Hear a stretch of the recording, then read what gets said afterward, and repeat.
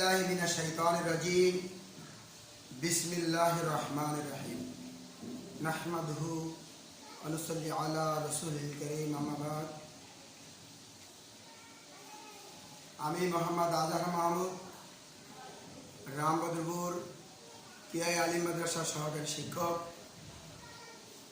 নবম শ্রেণীর কোরআন থেকে আজকে আলোচনা করব ইনশাআল্লাহ।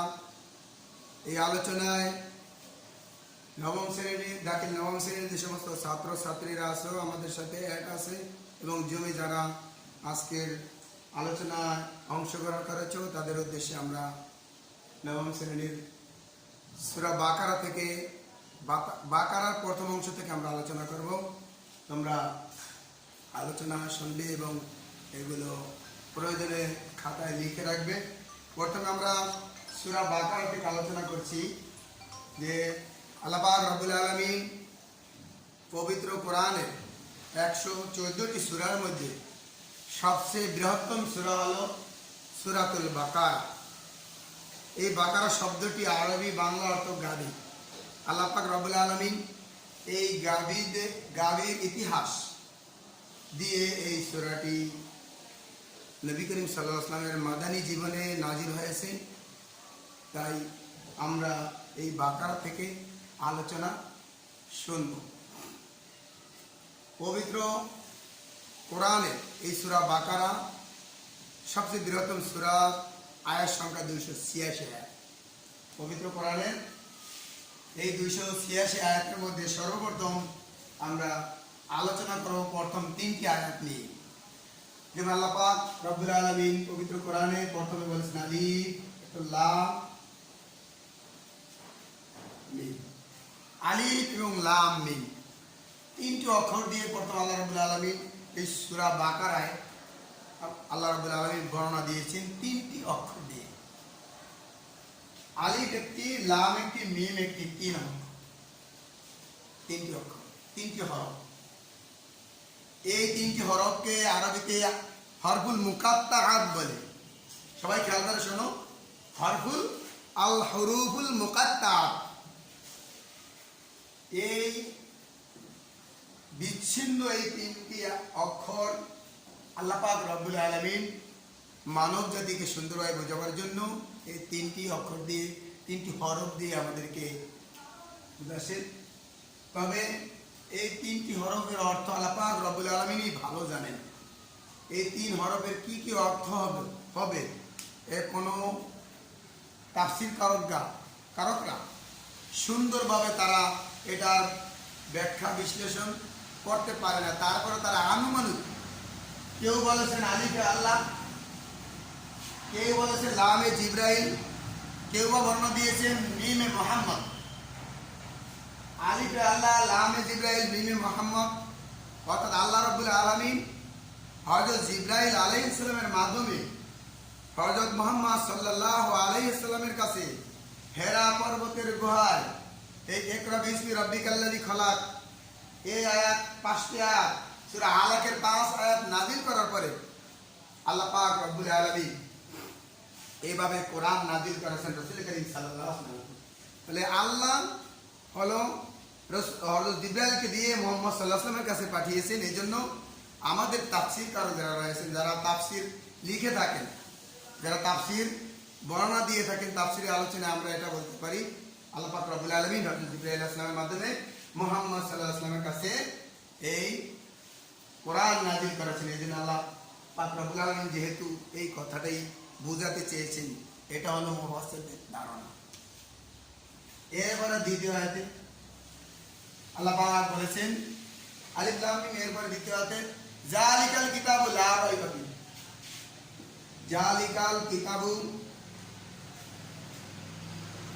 লা রাইবা ফিহি।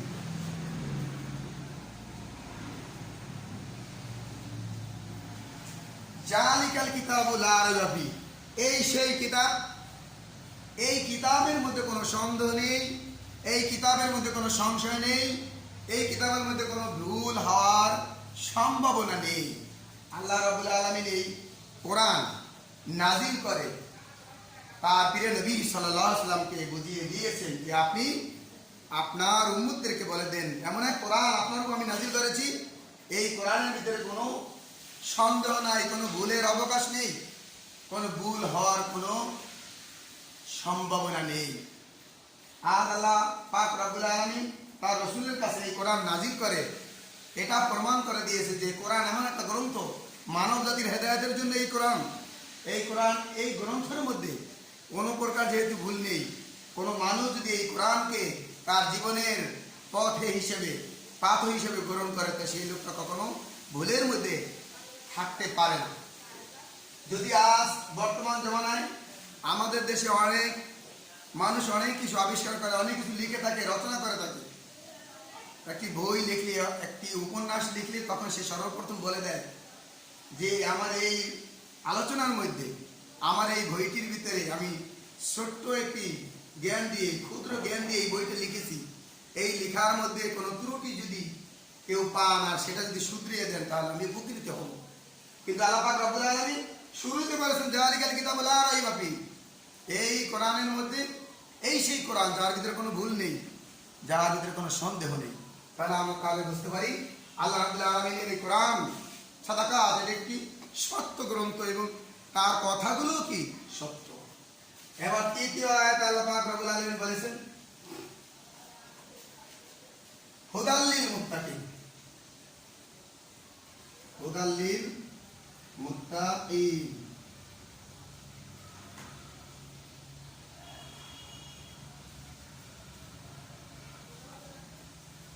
হুদাল্লিল মুত্তাকিন শব্দের অর্থ হলো যারা হেদায়েত প্রাপ্ত, অর্থাৎ মুত্তাকিনদের জন্য কোরআন হলো হেদায়েত।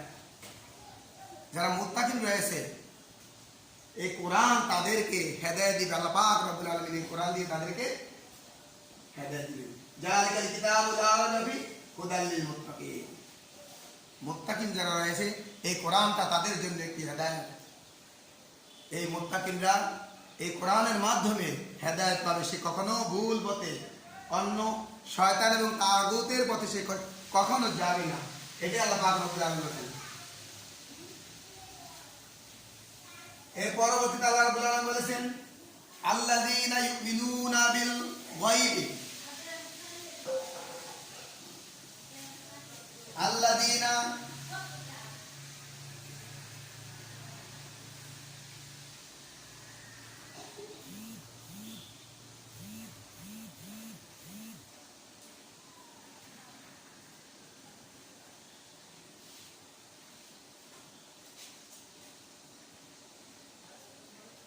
আল্লাযীনা ইউমিনুনা বিল গায়ব, আল্লাহ পাক রব্বুল আলামিন বলেছেন যে যারা অদৃশ্যের প্রতি যারা বিশ্বাস করে, বিল গায়ব, আল্লাযীনা ইউমিনুনা বিল গায়ব। আল্লাহ পাক রব্বুল আলামিন এর পরবর্তী আয়াতে বলেছেন যারা অদৃশ্যের প্রতি জ্ঞান রাখে, বিশ্বাস করে। আল্লাযীনা ইউমিনুনা বিল গায়ব ওয়া ইউকিমুনাস সালাতা ওয়া ইউকিমুনাস সালাতা।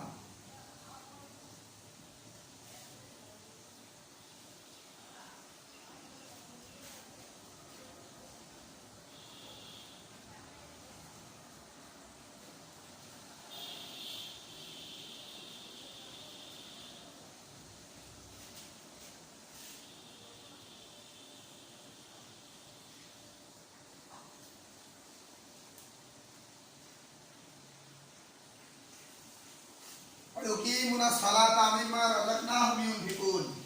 এর পরবর্তীতে আল্লাহ পাক রব্বুল আলামিন বলেছেন যে প্রথম থেকে বলতেন হুদাল মুত্তাকিন, তারপরে আল্লাযীনা ইউমিনুনা বিল গায়ব, যারা অদৃশ্যের প্রতি ঈমান আনে, ওয়া ইউকিমুনাস সালাতা, তারা নামাজ প্রতিষ্ঠা করে, নামাজ কায়েম করে, মিম্মা রাযাকনাহুম ইউনফিকুন।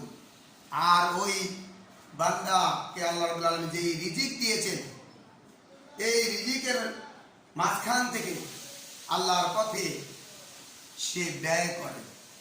তাহলে আল্লাহ পাক রব্বুল আলামিন প্রথমে আমাদেরকে যেটা বুঝিয়েছেন আলিফ লাম মিম যালিকাল কিতাবু লা রাইবা ফীহি, এই সেই কিতাব যেখানে সেই কিতাবের মধ্যে কোনো সন্দেহ নেই, হুদাল্লিল মুত্তাকিন, এই কিতাবে মুত্তাকিনদের জন্য রয়েছে হেদায়েত।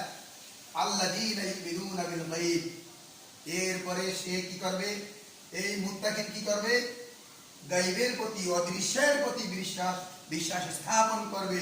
ওয়ায়ুকিমুনাস সালাতা, সে নামাজ প্রতিষ্ঠা করবে। আমিম্মা রাযাকনাহুম ইউনফিকুন, আর তাকে যে রিজিক দেওয়া হয়েছে সেই রিজিক থেকে ইউনফিকুন, সে ব্যয় করবে। আল্লাহ পাক রব্বুল আলামিন প্রথমেই এই কথাটি বুঝাতে চেয়েছেন যে তোমরা মুত্তাকিন, তোমরা হেদায়েত প্রাপ্ত হবে এই কোরআন দিয়ে। এরপরে তোমাদেরকে আমি রব আমার যে অদৃশ্য জিনিসগুলো রয়েছে এগুলোর উপর তুমি বিশ্বাস স্থাপন করবে। যেমন আল্লাহ পাক রব্বুল আলামিনের উপর কেউ যদি ঈমান আনে, সে বলবে আমানতু বিল্লাহ ওয়া মালাইকাতিহি ওয়া কুতুবিহি ওয়া রাসূলিহি ওয়াল ইয়াউমিল আখির ওয়া কদরি খাইরিহি ওয়া শাররিহি মিনাল্লাহি তাআলা ওয়াল বা'স বা'দাল মাউত। এই স্বীকৃতি থাকলে মানুষ দিবে যে আমি ঈমান আনলাম আল্লাহর উপর, আমি ঈমান আনলাম তার কিতাবের উপর, তার ফেরেশতার উপর, তার রাসূলদের উপর। এই যে 7টা স্বীকৃতি, এই স্বীকৃতি দিয়ে একজন মুমিন, তার এই স্বীকৃতির মাধ্যমে সে মুমিন পরিচিতি লাভ করে। সেই মুমিন যখন আল্লাহ রাব্বুল আলামিনের অদৃশ্য বিশ্বাস স্থাপন করে এবং সেই মুমিন যখন নামাজ আদায় করে, এরপরে সেই মুমিন হওয়ার পরে, নামাজ আদায় করার পরে তার যে সম্পদ রয়েছে, আল্লাহ পাক রব্বুল আলামিন তাকে যে সম্পদ দিয়েছেন, এই সম্পদ থেকে সে অপরের কে দান করবে, সদকা করবে। দানের মাধ্যমে, সদকার মাধ্যমে তার এই রিজিক, আল্লাহ রাব্বুল আলামিন দেওয়া রিজিক থেকে যে সে লোকটা দান করতেছে, এটা কিন্তু আল্লাহকে দেয় না। আল্লাহর সৃষ্টি যে অসহায় গরিব, যারা মোটেই চলতে পারে না, যারা খেতে পারে না, তাদেরকে যে সে দান করতেছে, এই তাদেরকে দান করাই আল্লাহকে দেওয়া। কারণ কিয়ামতের ময়দানে আল্লাহ পাক রব্বুল আলামিন বলবেন, আমি রোগাক্রান্ত ছিলাম, তোমরা আমাকে দেখাশোনা করো নাই, আমি বড় গরিব ছিলাম, আমাকে তোমরা কিছুই দেওয়া নাই। তখন ওই বান্দা বলবে, হে আল্লাহ, আপনি তো রহমানুর রহিম, আপনি তো ধনী ছিলেন, আপনি একজন জ্ঞানী ছিলেন, আপনাকে দান করা মতো তো কোনো তৌফিক আমাদের ছিল না। আল্লাহ পাক রব্বুল আলামিন বলবেন, হে মুমিন, তোমাকে দান করার কথা তো আমি বলেছিলাম যে আমার কিতাবের অনুসরণ করবা, আর আমার এই কিতাব তোমার জন্য যেহেতু হেদায়েত প্রাপ্ত, আর আমার অদৃশ্যের উপর বিশ্বাস করার পরে যখন তুমি নামাজ পড়বে, নামাজের পরে তোমার কাজটা ছিল তুমি সম্পদওয়ালা, তুমি গরিবকে সেই সম্পদের কাজ মাঝখান থেকে কিছু দান করবা, সৎকা করবা, আর সেই সৎকার মাধ্যমে তুমি আমাকে পেয়ে যাবা। আমার কোনো সৃষ্টিকে যদি তুমি দান করতা, অবশ্যই আমি রব্বুল আলামিনকে দান করা হবে। আর কাজেই আল্লাহ পাক রব্বুল আলামিন এই বৃহৎ সূরাতে প্রথমে যেই কথাগুলো বলেছেন, সেই কথাগুলো আমরা যদি উপলব্ধি করি, তাহলে বুঝতে পারি আল্লাহ পাক রব্বুল আলামিন আমাদের এই কোরআন দিয়ে কি বোঝাতে চেয়েছেন। আর এত বড় একটি সূরা, এই সূরার মধ্যে আল্লাহ পাক রব্বুল আলামিন হযরত মুসা আলাইহিস সালামের ঘটনা, মুসা আলাইহিস সালামের জমানায় তার সেই কওমের লোকেরা, বনী ইসরাইলরা, আল্লাহ পাক রব্বুল আলামিন এই বনী ইসরাইলদেরকে কত সুন্দর খানা দিয়েছেন, সরাসরি মান্না সালোয়া দিয়ে তাদেরকে ধন্য করেছেন।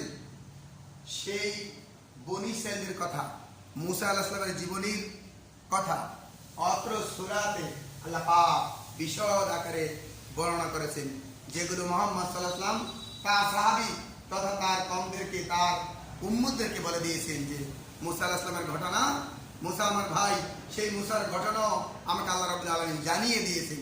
আর সেই সূরা বাকারা যদি কোনো মানুষ, কোনো মুমিন তেলাওয়াত করে, তাহলে আল্লাহ পাক রব্বুল আলামিন তার রিজিকের সমস্যা দূর করে দেয়। সুবহানাল্লাহ। আর এই নবম শ্রেণীর ছাত্রছাত্রীদের উদ্দেশ্যে আমি বলবো যে এই সূরার প্রত্যেকটি আয়াত তোমরা সুন্দর করে পড়বে, এরপর প্রত্যেকটা আয়াত তোমরা সুন্দর করে অর্থ শিখবে।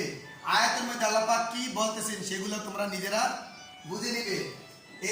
এগুলো বুঝে নিলেই তোমরা কোরআন সম্পর্কে তোমাদের ধারণা আসলেই তোমরা পথভ্রষ্ট হবে না, তোমরা সামনে এগিয়ে যাবে এবং ইসলামের পথে, কোরআনের পথে তোমাদের জীবনটা পরিচালিত হবে। যখন তোমাদের এই বাস্তব জীবন শুরু হবে, তোমরা এই বাস্তব জীবনে যখন কোরআনকে তোমরা অনুসরণ করবা, তাহলে তোমরা কখনো পথ হারা হবে না, তোমরা কখনো কোনো বিপদ তোমাদেরকে পাইবে না। আল্লাহ পাক রব্বুল আলামিন এই কোরআনের বদৌলতে, কোরআনকে ভালোবাসার কারণে, কোরআনের সংস্পর্শে আসার কারণে আল্লাহ পাক আমাকে এভাবে বিভিন্ন মুসিবত থেকে আল্লাহ পাক হেফাজত করবেন। আজ আমরা কোরআন ছেড়ে দিয়েছি, একজন ছাত্র তার সকাল যখন হবে, সকাল থেকে সে যদি শুরু করে তার সকালটা কোরআন দিয়ে, আউযু বিল্লাহি মিনাশ শাইতানির রাজিম, বিসমিল্লাহির রহমানির রহিম, এরপর সূরা ফাতিহা পড়ে, এরপর আলিফ লাম মিম যালিকাল কিতাবু লা রাইবা ফীহ, এমন এক গ্রন্থ যার প্রত্যেকটা হরফে হরফে আল্লাহ পাক রব্বুল আলামিন ওই বান্দার আমলনামায় 10টি করে নেকি লিপিবদ্ধ করে দেন, সেই কোরআন পৃথিবীতে এমন কোন গ্রন্থ আছে কি যেই গ্রন্থ পড়লে সে প্রত্যেক হরফে প্রত্যেক অক্ষরের বিনিময়ে সে সওয়াব পাবে? এমন গ্রন্থ কোরআন ছাড়া এই জমিনের মধ্যে আর নেই। কাজেই সকল ছাত্রছাত্রীদের উদ্দেশ্যে আমি বলছি, তোমরা প্রতিদিন কমের পক্ষে 1টি 2টি করে 3টি করে যদি আয়াত পড়ো আর সেই আয়াতের অর্থগুলো শিখো, সে আয়াতের মর্মগুলো যদি তোমরা উপলব্ধি করো, তাহলে তোমরা কখনো পথ আর হবে না। আল্লাহ পাক রব্বুল আলামিন এই কোরআন দিয়ে আমাদেরকে হেদায়েতের পথ উন্মোচন করে দিয়েছেন। সেই হেদায়েতের পথ যদি আমরা পেতে চাই, কোরআনের পথে আসতে হবে। আজ আমাদের এই দেশে এই যে খুন, ধর্ষণ, রাহাজানি, বিভিন্ন পথে মানুষ এভাবে এগিয়ে যাচ্ছে, কোরআন না জানার কারণে এটা হচ্ছে। আজ আমাদের দেশে যেটা সমস্যা হচ্ছে, মানুষ পথের সন্ধান, আসল পথ থেকে শয়তান এবং তাগুতের পথে চলে যাচ্ছে। কিসের কারণে? কোরআন না মানার কারণে। কোরআনের সংস্পর্শে না আসার কারণে মানুষ এখন বেশি বিপদগামী হয়ে যাচ্ছে। যে একটা লোক যখন সে কোরআন জানবে, কোরআন সম্পর্কে তার ধারণা থাকবে, এই হোলি কোরআন, এই কোরআন সম্পর্কে যখন তার ধারণা থাকবে, কোরআন আল্লাহ কোনটা নিষেধ করেছেন আর কোনটা আদেশ করেছেন, এটা যখন মানুষ জানবে, যেহেতু আল্লাহ বলেছেন যালিকাল কিতাবু লা রাইবা ফীহ, এই কোরআনের ভিতরে যেহেতু কোনো ভুল নেই, কোনো ভুল হওয়ার সম্ভাবনা নেই, এই লোকটা তো এটাকে যদি মেনে নেয় তাহলে সে ভুল পথে পরিচালিত হতে পারে না। সে একজন মায়ের জাত, ওই মাকে সে কখনো আক্রমণ করতে পারে না। একটা মায়ের জাত, ওই মায়ের জাতকে সে কখনো সে নির্যাতন করতে পারে না। মায়ের শ্রদ্ধা, রাসূল করিম সাল্লাল্লাহু আলাইহি ওয়াসাল্লাম বলেছেন আল জান্নাতু তাহাতি আকদামি উম্মাতিহা, মায়ের পদতলে সন্তানের বেহেশত। রাসূল সাল্লাল্লাহু আলাইহি ওয়াসাল্লাম মাকে এত সম্মান দিলেন, আর সেই মা আজ পৃথিবীতে লাঞ্ছিত, অপমানিত। কেন?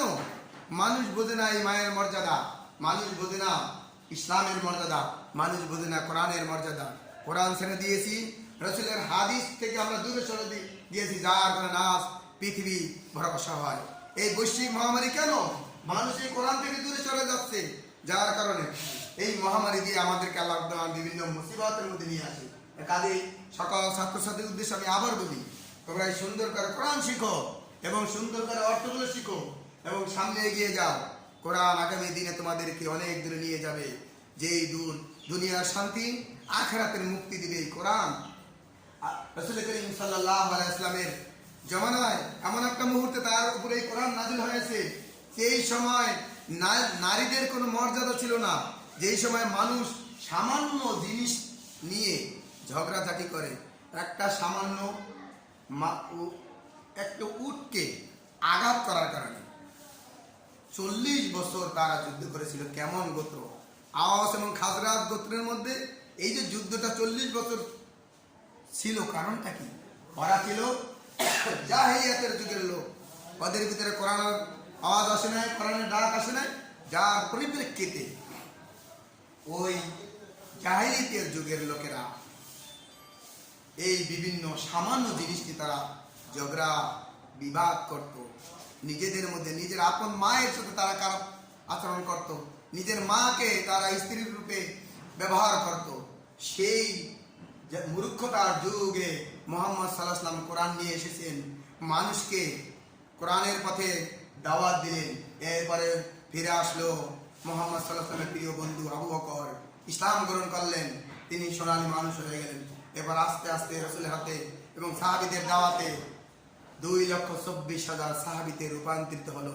রাসূলের সোনালী যুগ হয়ে গেল। আর আল্লাহ পাক রব্বুল আলামিন তখনই বলেছেন আলিয়াউমা আকমালতু লাকুম দীনাকুম। এভাবে এই আয়াত সূরা মায়েদার এই আয়াত নাযিল হয়ে গেল যে আজ আমি এই পৃথিবীতে কোরআন নাযিল করে আর আপনি মুহাম্মদ সাল্লাল্লাহু আলাইহি ওয়াসাল্লামকে নাযিল করে আমি এই কথাটি বুঝাতে চেয়েছি, আমি যেই মিশন নিয়ে আপনি মুহাম্মদ সাল্লাল্লাহু আলাইহি ওয়াসাল্লামকে পাঠিয়েছি, সেই দাওয়াত আপনার শেষ, সেই কাজ আপনার শেষ। অগণিত নিয়ামত আপনার এবং আপনার উম্মতদের জন্য, আপনার সাহাবীদের জন্য আমি দিয়েছি। সেই নিয়ামতকে আমি পূর্ণ করে দিয়েছি, দিনকে আমি পরিপূর্ণ করে দিয়েছি।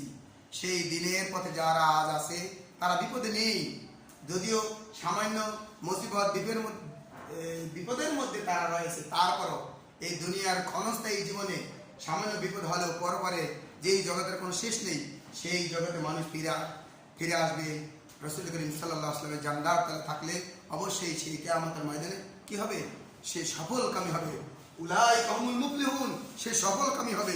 এটা আল্লাহ রাব্বুল আলামিন বর্ণনা দিয়েছেন যে একটা মানুষ যখন কোরআনের পথে থাকবে, রাসূল করিম সাল্লাল্লাহু আলাইহি ওয়াসাল্লামের আনিত বিধান মতে সে যখন তার জীবনটাকে পরিচালিত করবে এবং কোরআনের পথে যখন সে এগিয়ে আসবে, কোরআনের পথ মত রাসূল করিম সাল্লাল্লাহু আলাইহি ওয়াসাল্লামের শরিয়াতের মধ্যে যে সে যখন জীবন যাপন করবে, অবশ্যই এই লোকটা একজন উলাইকা হুমুল মুফলিহুন, সে সফলকামী হবে।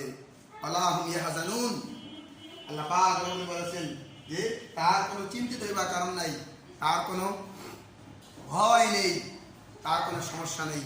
কিয়ামতের ময়দানে সে রাসূলের সাথে জান্নাতে থাকবে। এই বিশ্বাস যদি আমাদের মনে থাকে, এই বিশ্বাস যদি আমাদের থাকে, কোরআন থেকে যদি আমরা কিছু ধারণ করতে পারি, এই কোরআন আমাদের সংবিধান, রাসূল আমাদের প্রিয় নেতা, বিশ্ব মানবতার মুক্তির সনদ মুহাম্মদ সাল্লাল্লাহু আলাইহি ওয়াসাল্লাম, তার উপরে এই কোরআন নাযিল হয়েছে। এই কোরআন তিনি আমাদের কাছে রেখে গেছেন। বিদায় হজের সময় রাসূল করিম সাল্লাল্লাহু আলাইহি ওয়াসাল্লাম বলেছেন যে তোমাদের আজ আমি পৃথিবীর জমিন থেকে বিদায় হচ্ছি, তোমাদের সামনে দুটো জিনিস রেখে গেলাম, একটা হলো আল কোরআনুল কারীম, আর একটা হলো হাদিস সুন্নতে রাসূল করিম সাল্লাল্লাহু আলাইহি ওয়াসাল্লাম। এই দুটো জিনিস তোমাদের সামনে রেখে গেলাম, এই কোরআন, এই হাদিস। এই দুটো থেকে তোমরা যদি যখন গ্রহণ করবে, জীবনের সকল কিছুকে বাদ দিয়ে এই কোরআনকে যদি তোমরা হাদিসকে গ্রহণ করো, কোরআনকে গ্রহণ করো, তাহলে তোমরা পথ হারা হবে না, তোমরা কখনো কোনো বিপদ তোমাদেরকে পাবে না, এবং তোমরা দুনিয়াতে হবে শান্তিকামী এবং উভয় জগতেই তোমার শান্তিকামী হবে। এই কোরআনের মাধ্যমে তোমাদের জীবনটা আল্লাহ পাক রব্বুল আলামিন সুন্দর করে দিবেন। সুন্দর হবে দুনিয়া, সুন্দর হবে আখিরাত। কাজেই সকল নবম শ্রেণীর সকল ছাত্রছাত্রীদের উদ্দেশ্যে আবার বলছি, এই তোমরা প্রতিনিয়ত একটি করে আয়াতের অর্থ যদি শিখো, তাহলে 30 দিনে 30টা আয়াতের অক্ষর শিখা হয়ে গেল।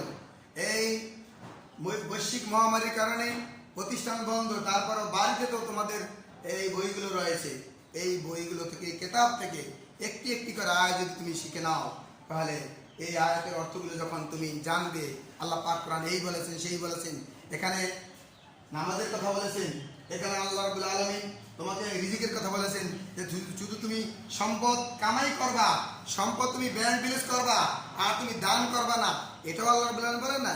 আল্লাহ যে সম্পদ তোমাকে দিয়েছি, ইয়া তুমি দান করবা। গরিব অসহায় যারা রয়েছে, তোমার সম্পদের মধ্যে গরিব অসহায়দের হক রয়েছে, সেই হক তুমি বাদ দিয়ে হককে নষ্ট করে তুমি কবরে যদি এগিয়ে যাও, তাহলে তো কবরে তোমার জন্য বড় আফসোস, বড় আফসোস। এই জন্য তো কোরআন থেকে জানতে হলে, কোরআন আমাদের প্রত্যেক ঘরে ঘরে কোরআন রয়েছে, কিন্তু কোরআন থাকলে কি হবে? কোরআনে আল্লাহ পাক কি বলছে এটা আমরা বাংলা ভাষায় কথা বলি, অথচ কোরআন তো আরবি ভাষায় নাযিল করেছেন আল্লাহ পাক। এটা বলতে ভিতরে আল্লাহ পাক কি বলতে বলেছেন, না কি বলতে চেয়েছেন, না বা কি বলছেন, এগুলো যদি আমাদের স্মৃতিপটে না থাকে, এগুলো যদি আমরা নিজেরা অর্থ না জানি, তাহলে তো আমরা বুঝতে পারবো না যে আল্লাহর কোরআনে কি বলেছে। শুধু রমজান মাস আসলো, এক খতম দিয়ে শেষ করেছি, শেষ। এটার নাম কিন্তু কোরআন পড়া না। পড়া হলে প্রতিনিয়ত একটি করে হরফ করি, আয়াত করি, ওই আয়াতের অর্থ করি। আল্লাহ রাব্বুল আলামিন প্রতিনিয়ত ওই অর্থ বোঝার কারণে তোমার আমার আমলটাকে আরো সুন্দর করবেন। আল্লাহ পাক আমাদের সবাইকে এই কোরআন সম্পর্কে বোঝার তৌফিক দান করো। তোমরা সকল ছাত্রছাত্রীরা প্রতিনিয়ত এই কোরআন এই সূরা বাকারা থেকে, যেহেতু আমাদের বার্ষিক পরীক্ষা এই বাকারা থেকে প্রশ্ন করা হবে, বাকারা থেকেই প্রশ্ন করা হবে, বাকারা থেকে বিভিন্ন অর্থ আসবে, এগুলো তোমাদের লিখতে হবে। সেহেতু তোমরা প্রত্যেক দিন একটি একটি করে আয়াত, যদি কমের পক্ষে একটি একটি করে আয়াত যদি শিখো, আয়াতের অর্থ যদি শিখো, তাহলে তোমরা পরীক্ষাও ভালো লিখতে পারবা এবং তোমরা শিখতে পারবা। তোমাদের সকলের ভবিষ্যৎ ভালো কামনা করে তোমাদের সকলের দীর্ঘায়ু কামনা করে আগামী দিন যেন আমাদের সোনালী দিন আসে আল্লাহ পাকের কাছে এই প্রার্থনা করি। এই মহামারী যেন আমাদের কাছ থেকে আল্লাহ পাক সরায় দেয়। আমাদের দেশ এবং আমার সরকারকে ধন্যবাদ জানিয়ে আজকের এই তোমাদের এই সংক্ষিপ্ত আলোচনা শেষ করছি। আমা আলাইনা ইল্লাল বালাগ।